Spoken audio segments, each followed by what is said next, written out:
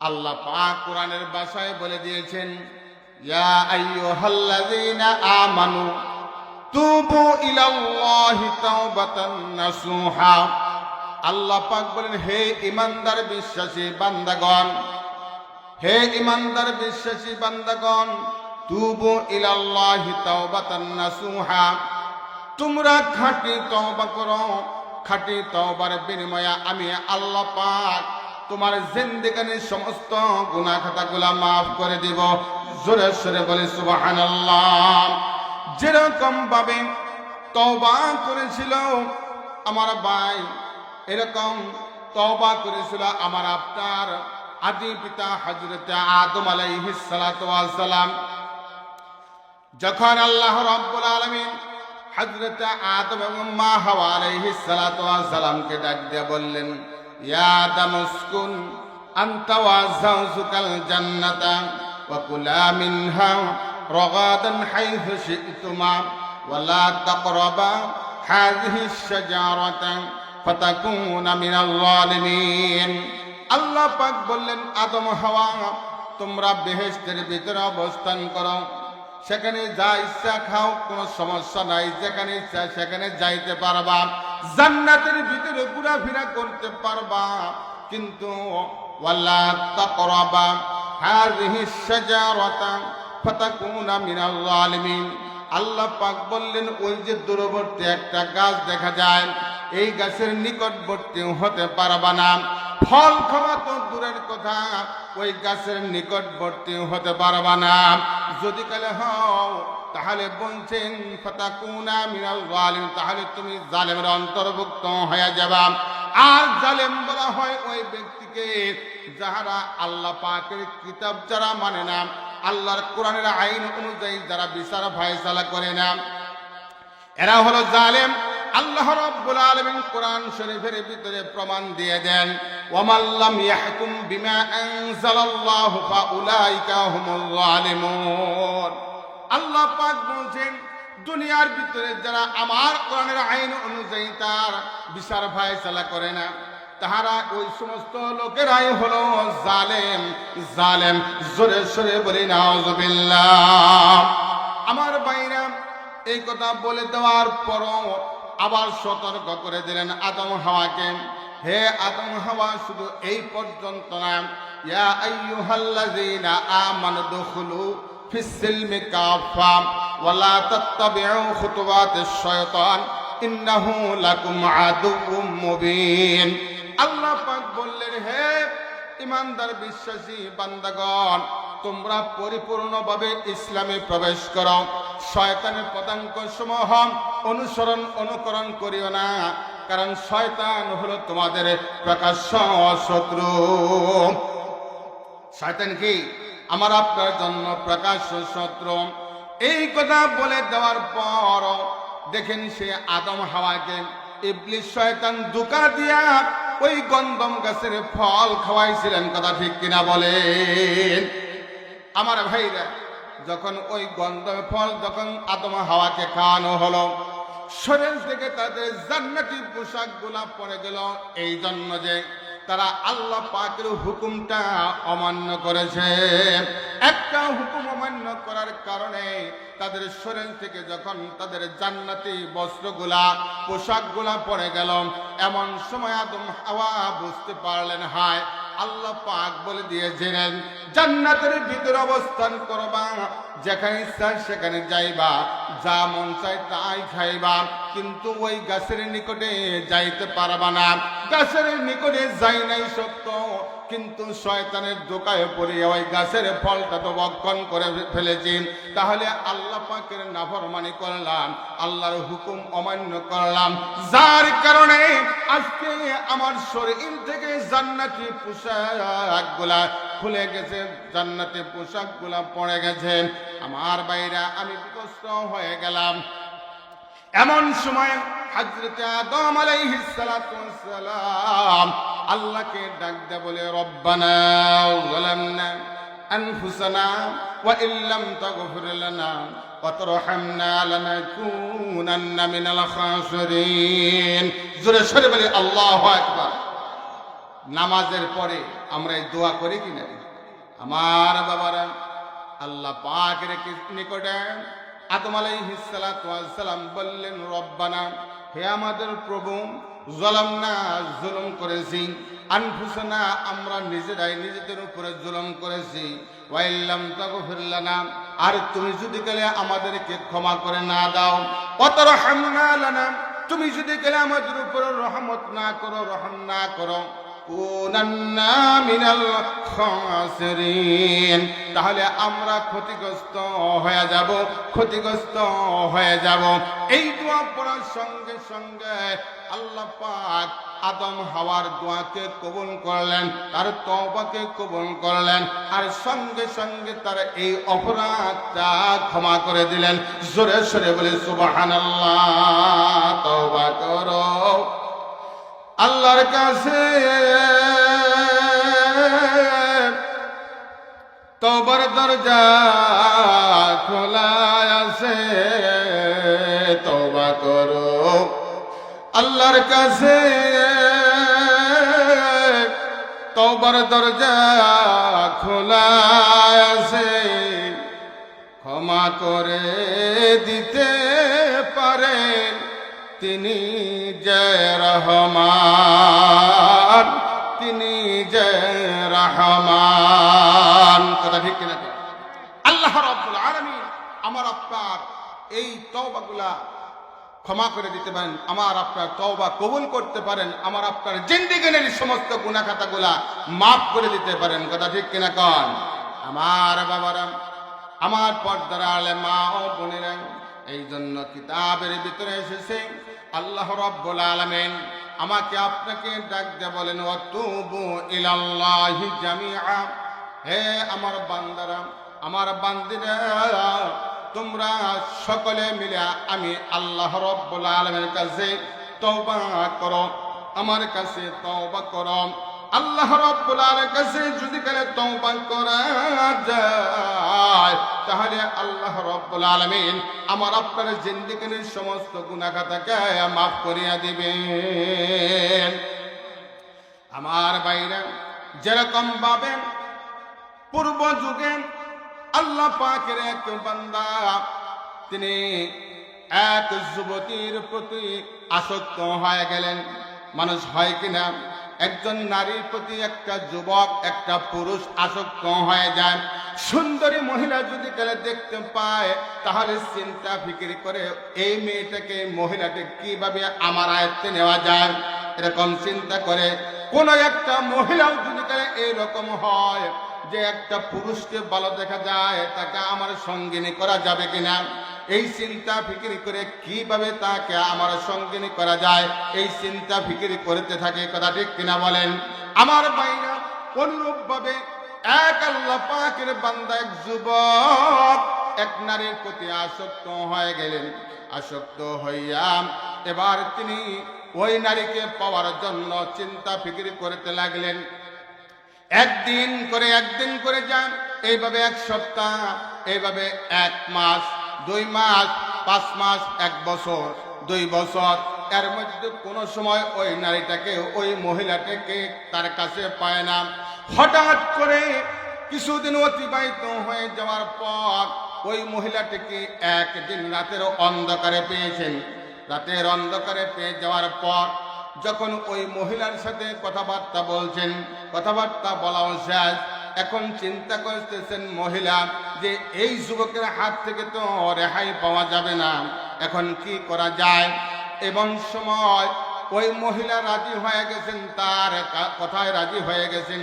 রাজি হওয়ার পরে এমন সময় মহিলার সাথে যখন ওই যুবকটা তারা অবৈধ কাজের ভিতরে লিপ্ত হয়ে যাবে, এমনটা মুহূর্তে, এমত অবস্থায় মহিলা আল্লাহ পাকের বান্দা যুবককে ডাক দেয়া বলে, হে যুবক, তুমি তো আমার কাছে অবৈধ কাজের ভিতরে লিপ্ত হয়ে যাবা, কিন্তু তোমার কাছে একটা অনুরোধ, দেখো তো আশেপাশে কোনো লোক জাগ্রত আছে কিনা। যদি কেলে জাগ্রত থাকে, হঠাৎ করে যদি কেলে তারা আমাদের এই অপকর্মের কথা যদি কেলে জানতে পারে, তাহলে তো আমি দোষী সাব্যস্ত হয়ে যাব। এই জন্য তুমি আগে প্রথমে দেখে নাও, ঘুরিয়া ঘুরিয়া দেখে নাও কোন আল্লাহ পাকের বান্দা বান্দি তারা জাগ্রত আছে কিনা, নাকি ঘুমিয়ে গেছে। এই জন্য এবারে কথা নারীটা বলার সঙ্গে সঙ্গে যুবকটা সঙ্গে সঙ্গে একটু ঘুরে ঘুরে দেখতেছেন আশেপাশে কোনো লোকজন তারা জাগ্রত আছে নাকি ঘুমন্ত অবস্থায় আছে। যুবকটা দেখলেন, ঘুরিয়া দেখলেন আশেপাশের কোনো একটা মানুষও জাগ্রত নাই, সবাই ঘুমন্ত অবস্থায় আছে। এমন সময় যুবক এই নারীটাকে ডাকতে বলে, হে নারী, কোন একটা মানুষও এখন জাগ্রত নাই, ঘুমন্ত অবস্থায় আছে।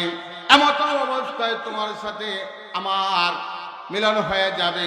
জোরে সরে বলি নাউজুবিল্লাহ। আমার বাইরা এমন সময় মহিলাটা নারীটা ডাকতে বলে, এ আল্লাহ পাকের বান্দা, এ যুবক, তুমি যদি কালে জানো এই আশেপাশে যতগুলা মানুষ আছে সব ঘুমন্ত অবস্থায় আছে, কিন্তু তোমার কি মনে হয় যে যিনি এই আসমান সৃষ্টি করেছেন, জমিন সৃষ্টি করেছেন, সারা পৃথিবীটা সৃষ্টি করেছেন, সেই মহাশক্তিধর আল্লাহ রাব্বুল আলামিন, সেই আল্লাহ কি ঘুমিয়ে আছেন কিনা? এটা এই সম্পর্কে তোমার কি ধারণা? যখন এই কথা বলছেন যুবক ডাকতে বলে, হে নারী, আল্লাহ কি কখনো ঘুমায় কিনা? আল্লাহ তো কখনো ঘুমায় না। আল্লাহ কোরআন শরীফের ভিতরে তার একটা প্রমাণ দিয়েছেন, লা তাখুযুহু সিনাতুন ওয়ালা নাওম। সূরা সূরা বলে আল্লাহু আকবার। এবার যুবক ডাকতে বলে, আল্লাহ পাক তো কখনো ঘুমায় না, কখনো ঘুমায় না, তাকে তন্দ্রা স্পর্শ করে না, ঘুম না, নিদ্রাও না, সে কখনো ঘুমায় না। এমন সময় যুবককে এই মহিলা ডাক দিয়া বলে, হে মহিলা, হে যুবক, যদি কালে আল্লাহ রাব্বুল আলামিন নাই ঘুমান, তাহা হইলে সেই মহাশক্তিধর আল্লাহ রাব্বুল আলামিনের সম্মুখে কিভাবে আমার সাথে অবৈধভাবে মিলন হইতে পারবা? কিভাবে মিলন হবা? আল্লাহ রাব্বুল আলামিন কোরআন শরীফের ভিতরে বলছেন, তিনি তো ওয়ালা তাহসাবান্নাল্লাহ গাফিলান আম্মা ইয়ামালু যালিমুন।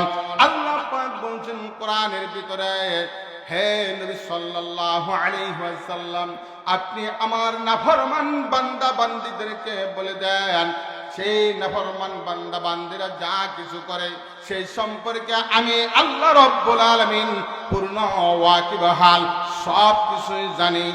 আলিমুল গায়ব সামিউম বাসীর, তিনি সব কিছু জানেন, দেখেন, শোনেন, কথা ঠিক কিনা বলেন? এই কথা বলার সঙ্গে সঙ্গে এবার যুবক একটা তার শরীরের ভিতরে কাঁপুনি দিছে, একটু ঝাঁকি মারছে।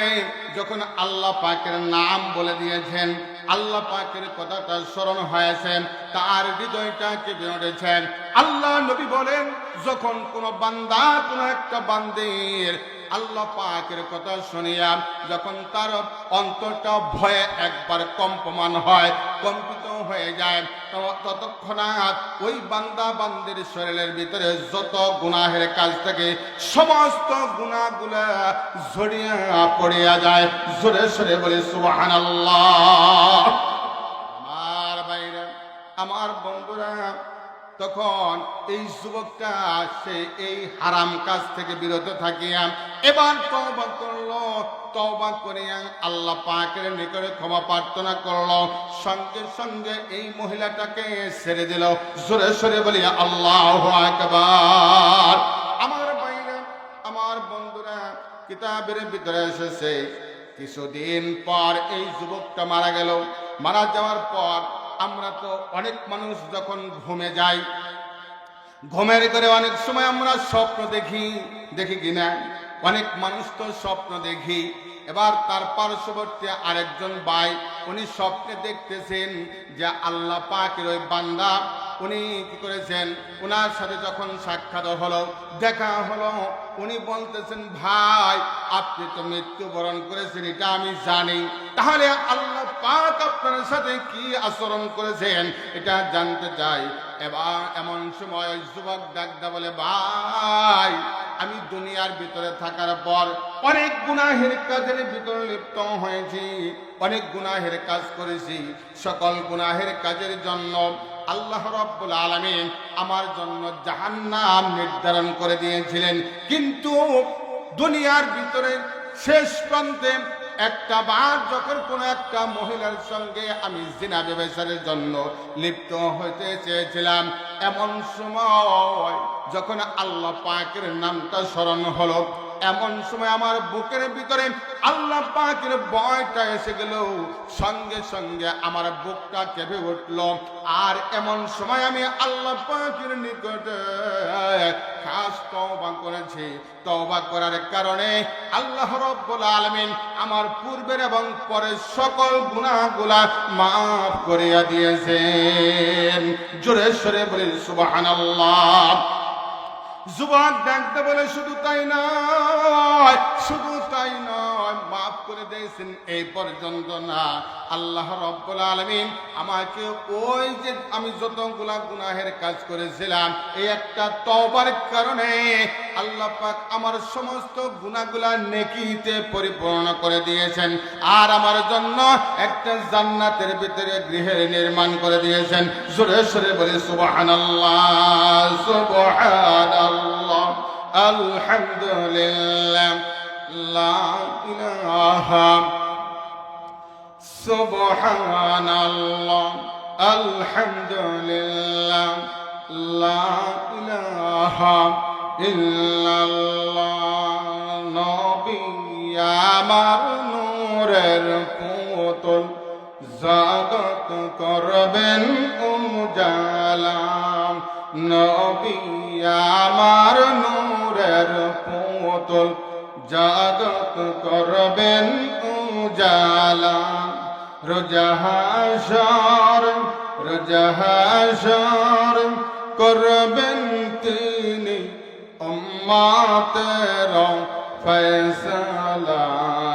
সুবহানাল্লাহ, আলহামদুলিল্লাহ, লা ইলাহা ইল্লাল্লাহ। আরশ, কুরসি, লৌহা, কলম। আরশ, কুরসি, লৌহা, কলম। সৃষ্টি যাহার ওসিলায়, নিজে আল্লাহ খুশি হইয়া, নিজে আল্লাহ খুশি হইয়া নাম রাখিলেন হাবিবুল্লাহ। সুবহানাল্লাহ, আলহামদুলিল্লাহ, লা ইলাহা ইল্লাল্লাহ, লা ইলাহা ইল্লাল্লাহ, মুহাম্মাদুর রাসূলুল্লাহ সাল্লাল্লাহু তাআলা আলাইহি ওয়াসাল্লাম। আমার ভাইরা, আমার বন্ধুরা, তওবার উপরে আরো কিতাবের ভিতরে বর্ণনা করা হয়েছে, বনি ইসরাইল সম্প্রদায়ের এক মহিলা দুনিয়ার ভিতরে, এই দুনিয়ার ভিতরে আল্লাহ পাক যতগুলো মানুষ দিয়েছেন সব কি একরকম? তাদেরকে অর্থ সম্পদ কি একই রকম কিনা? গরিব দুঃখী তো অবশ্যই আছে নাকি কন? ধনী আছে, রাজা বাদশাহ আছে। আমার ভাইরা, আল্লাহ পাকের বান্দি একবারে তার পরিবারে শুধু অভাব আর অভাব। এই অভাবের কারণে এমন একদিন এমন অবস্থা হয়ে গেল যে তার ঘরের ভিতরে কোনো খাদ্য পানি কিছুই ছিল না। ক্ষুধার যন্ত্রণা, তার সন্তানগুলা এই ক্ষুধার যন্ত্রণার কারণে মাটিতে গড়াগড়ি দিচ্ছে। যখন মাটিতে করে দিচ্ছে, মা তখন সন্তানের অবস্থা দেখিয়া তখন আর চোখের পানি রাখতে পারে নাই। ক্ষুধার যন্ত্রণা, নিজেও ক্ষুধার্ত, সন্তানও ক্ষুধার্ত। এমত অবস্থায় কি করবে? কোন জায়গায় যাবে? কার কাছে যাবে? এমত অবস্থায় আল্লাহ পাকের বান্দি একজন ধনী ব্যক্তির কাছে গেলেন কিছু খাদ্য সামগ্রীর জন্য। যখন খাদ্য সামগ্রীর জন্য গিয়েছেন, গিয়া বলছেন, ভাই আমি নিজেও ক্ষুধার্ত, আমার সন্তানও ক্ষুধার্ত। ক্ষুধার কারণে আমার সন্তান জমিনে গড়াগড়ি করতেছে, কান্নাকাটি করতেছে। তার মুখে আমি মা হইয়া তাকে কিছু আহারের ব্যবস্থা করতে পারি না, খাদ্য দিতে পারি না। মা হয়ে কিভাবে সহ্য করি? ভাই, আপনি তো ধনী মানুষ, আল্লাহ পাক আপনাকে অর্থ সম্পদ দান করেছেন, সেখান থেকে কিছু সাহায্য করেন যাহাতে আমি আমার সন্তানের মুখে কিছু খাদ্য তুলে দিতে পারি। আমার বাইরে দুনিয়ার ভিতরে অসৎ চরিত্রের লোক আছে কিনা নাই?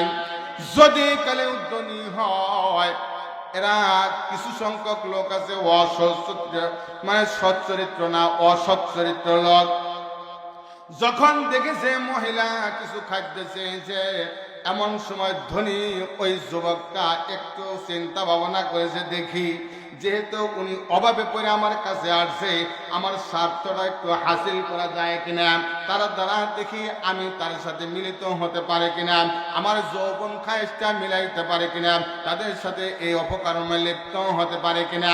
এমন চিন্তা চেতনা নিয়ে এই মহিলাকে ডাকতে বলে, হে আল্লাহর বান্দারে, শোন শোন, তোমার যে খাদ্যের অভাব, এই খাদ্যের অভাব অনটন আমি দূর করে দিতে পারি, খাবারের ব্যবস্থা করতে পারি, কিন্তু আমার একটা শর্ত পালন করতে হবে। মহিলা এবার ডাকতে বলে, ভাই কি শর্ত যেটা আমার পালন করতে হবে? এমন সময় ওই ধনী ব্যক্তিটা ডাকতে বলে, তুমি যদি গেলে আমার প্রস্তাবে রাজি হও, অর্থাৎ কুপ্রস্তাব দিয়েছে, বুঝেন নাই? কুপ্রস্তাব দিয়েছে।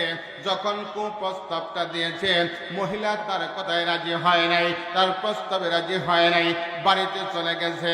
বাড়িতে চলে যাওয়ার সঙ্গে সঙ্গে যে ক্ষুধার্ত তার সন্তানগুলা আছে, মাকে দেখি আবার ডাকতে বলে, মা মা তুমি আসছো, ক্ষুধার যন্ত্রণায় আর সহ্য হয় না, মা তাড়াতাড়ি করে খাবার দাও, খাবারের ব্যবস্থা করো।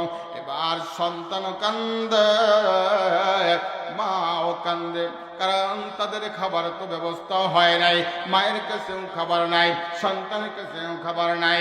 এমত অবস্থায় মা দুই চোখের পানি ছেড়ে দিয়া এবার আল্লাহকে ডাক দেয়, আল্লাহ আল্লাহ গো, আমি তো ক্ষুধার্ত, আমার সন্তান ক্ষুধার্ত, আমাদের আজকে কিছু খাবারের ব্যবস্থা করো, খাবারের ব্যবস্থা করো। আমার বাইরের সন্তানের কান্না দেখিয়া মা আর সহ্য করতে পারে নাই। এই জন্য এই মহিলা আবার পুনরায় ওই ধনী ব্যক্তির কাছে পুনরায় গিয়েছেন, গিয়া বলছেন, ভাই নিজেও ক্ষুধার্ত, সন্তান ক্ষুধার্ত, আমাকে কিছু খাদ্য দেন যাতে আমি নিজেও খাইতে পারি, আমার সন্তানকেও খাওয়াইতে পারি। আমার বাইরে এমত অবস্থায় দ্বিতীয়বার ওই ধনী লোকটা একই প্রস্তাব দিছে, কুপ্রস্তাব দিয়ে বলছেন। যদিও কুপ্রস্তাব দিছে, এবার মহিলাটি নিজের ক্ষুধার জ্বালা আর সন্তানের ক্ষুধার্ত, এই চিন্তা ফিকির করিয়া ওই যুবকের কথায়, ধনী ব্যক্তির কথায় রাজি হয়ে গেছে। জোরে সরে বলি নাউজুবিল্লাহ। আল্লাহ পাক কোরআন শরীফের ভিতরে এবারে ঘোষণা করে জানিয়ে দিয়েছেন, ওয়ালা তাকরাবুজ জিনা ইন্নাহু কানা ফাহিশা, তোমরা জিনা ব্যভিচারের নিকটবর্তী হয় না, নিশ্চয়ই এটা একটা ফাহিশা কাজ, ঘৃণিত কাজ। কথা ঠিক কিনা বলেন আমার ভাইরা? এরপরেও যেহেতু মহিলা ক্ষুধার্ত, সন্তান ক্ষুধার্ত, এই জন্য ওই ধনী লোকটা কুপ্রস্তাব হলেও তার প্রস্তাবে রাজি হয়ে গেছেন। আমার বাইরে যখন রাজি হয়ে গেছেন, ধনী লোকটা এমন সময় এই মহিলাটাকে ধরার জন্য, কাছে পাওয়ার জন্য যখন আগে গেছে, তার সম্মুখে চলে গেছে, এমন সময় মহিলাটা এমন ভাবে কাঁপতে শুরু করেছে, মনে হয় তার শরীরের সমস্ত অঙ্গগুলা আস্তে আস্তে খুলে পড়তেছে। আমার বাইরে এমত অবস্থা দেখিয়া তখন ধনী লোকটা ডাকতে বলে, এ মহিলা তুমি এই রকম ভাবে কাঁপতেছ কেন, কাঁপতেছ কেন? তোমার যে কাঁপার অবস্থা, তাতে মনে হয় তোমার শরীরের হাড় মাংসগুলা আলাদা হয়ে যাচ্ছে, আলাদা হয়ে যাচ্ছে। তুমি এরকম ভাবে কাঁপতেছ, তার কারণটা কি? এমন সময় মহিলার ডাকতে বলে, ও আল্লাহ পাকের বান্দা, হে আল্লাহ পাকের বান্দা, আমি তো জীবনে কোনো গুনাহের কাজ কোনোদিন করে নাই। আজকে হঠাৎ করে আজকে দেখা যায় নিরুপায় হয়ে আজকে গুনাহের কাজের ভিতর লিপ্ত হতে হচ্ছে। আমি কিভাবে আমি এই গুনাহের কাজের ভিতর লিপ্ত হচ্ছি? আমার আল্লাহ আর ভয়ের কারণে আমার অন্তরে আল্লাহ পাকের ভয় আছে। আল্লাহ পাকের ভয় আমার অন্তরের ভিতরে আছে।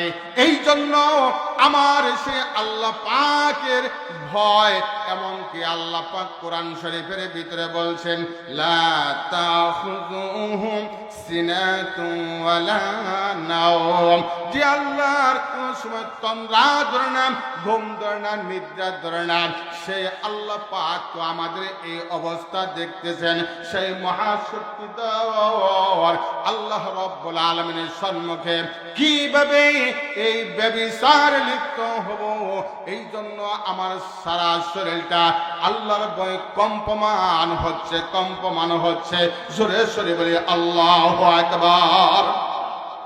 এমন সময়ে ধনী লোকটা ডাকতে বলে, হে মহিলা, তুমি একজন ক্ষুধার্ত, তুমি ক্ষুধার্ত অবস্থায়, তোমার ধন সম্পদ নাই, টাকা পয়সা নাই, তুমি একজন গরিব।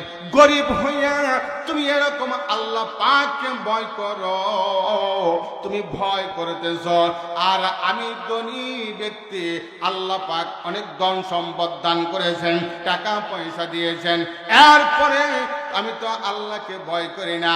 তাহলে তুমি একজন একবারে গরিব মানুষ হইয়া যেরকম ভাবে আল্লাহকে ভয় করো, তাহলে আমার তো তোমার চাইতে বেশি করে আল্লাহ পাককে ভয় করা উচিত। কথা ঠিক কিনা কোন? মার বাইরে এমন সময় যুবক তখন তওবা করলো।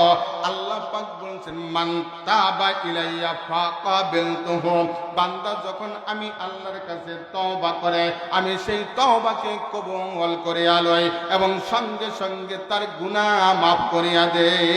আমার বাইরে এমন সময় ধনী লোকটা তওবা করলো, আর মহিলাটাকে তার প্রয়োজনের চাইতেও আরো বেশি খাদ্য দিয়া তাকে বিদায় করে দিল। জোরে সরে বলি সুবহানাল্লাহ।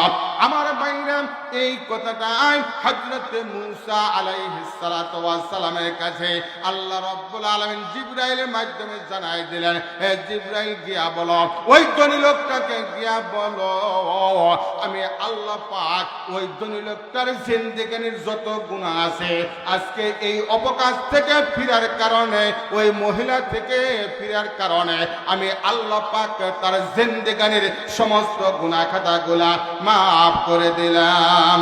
তওবা করে আবার তওবা করিলাম, তওবা করে আবার তওবা করিলাম, অবশেষে খাঁটি তওবা করিলাম। কত তওবা করে আবার তওবা ভাঙ্গিলাম, তওবা করে আবার তওবা ভাঙ্গিলাম, অবশেষে খাঁটি তওবা করিলাম, অবশেষে খাঁটি তওবা করিলাম। সকলেরই দরজা হইতে ফিরিয়া, সকলেরই দরজা হইতে ফিরিয়া আপনার দম রজাতে রইলাম পড়িয়া। আপনার দম রাজতে রইলাম পড়িয়া আপনি যদি মাফ না করেন বান্দারে বলেন মাবুদ বান্দা যাবে করদারে বলেন মাবুদ বান্দা যাবে করদারে কথা ঠিক কিনা কর আল্লাহ রাব্বুল আলামিন কাছে যখন তওবা করে সঙ্গে সঙ্গে আল্লাহ রাব্বুল আলামিন তার তওবা কবুল করে জিন্দেগীর সমস্ত গুনাহ maaf করে দিয়েছেন জোরে জোরে সুবহানাল্লাহ সুবহানাল্লাহ সম্মানিত হাজিরিন আমি সংক্ষিপ্ত সময়ের মধ্যে